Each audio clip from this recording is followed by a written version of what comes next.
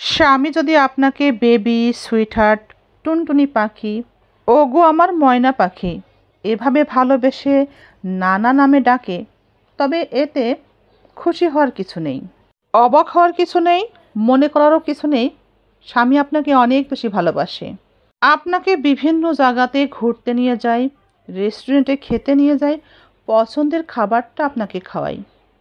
এমনকি মাঝে মাঝে হয়তো বা আপনার জন্য গিফটও নিয়ে আসে। সে আপনার সন্তানের বাবা। এতেও কিন্তু আপনাকে যে মানুষটা যথেষ্ট ভালোবাসে সেটা প্রমাণ হয় না। আপনার প্রতি ভালোবাসা তখনই প্রকাশ পায় যখন সে আপনাকে মূল্য দেয়, গুরুত্ব দেয়, আপনার অভিমানের ভাষা বুঝে অভিমানের গুরুত্ব দেয়, সম্মান দেখায়। আপনাকে সে বোঝে, আপনাকে সে বুঝতে পারে, আপনার চোখের দিকে তাকিয়ে আপনার মনের ভাষা বুঝে নিতে পারে, আপনাকে সে জানতে পারে। তবেই আপনি বুঝে নেবেন এই মানুষটি আপনাকে আসলেই ভালোবাসে। স্বার্থপর স্ত্রী চেনার 5টি লক্ষণ। 1 নাম্বার, স্বামীর কষ্ট স্বার্থপর স্ত্রীর চোখেই পড়ে না। 2 নাম্বার, স্বার্থপর স্ত্রী স্বামীর কোনো কিছুতেই সন্তুষ্ট থাকে না। সে স্বামীকে গুরুত্ব না দিয়ে পরপুরুষকে তার জীবনে অনেক বেশি গুরুত্ব দিয়ে থাকে। তারা স্বামীর কোনো কাজকেই সুন্দর ভাষায় মূল্যায়ন করতে জানে না।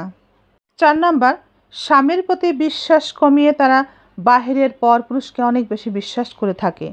5 নাম্বার, স্বার্থপর নারী কখনোই নিজের স্বামীর প্রতি যত্নশীল হয়ে ওঠে না। সে পরপুরুষের প্রতি অনেক বেশি যত্ন বা কেয়ার দেখায়।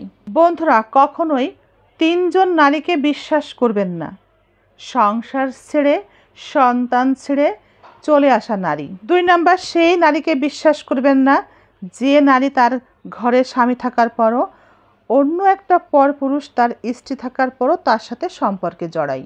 পৃথিবীতে এমন কোনো মা নাই যে সন্তানকে ভালোবাসে না, এমন কোনো মা নাই সন্তান ভালোবাসে না।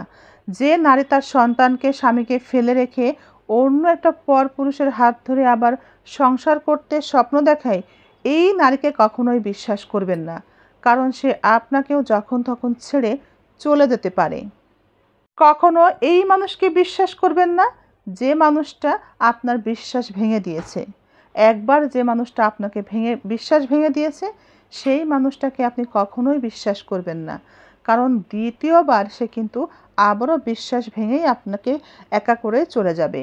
সে আপনার বন্ধু, বান্ধবী, স্বামী, স্ত্রী যে কেউ হতে পারে।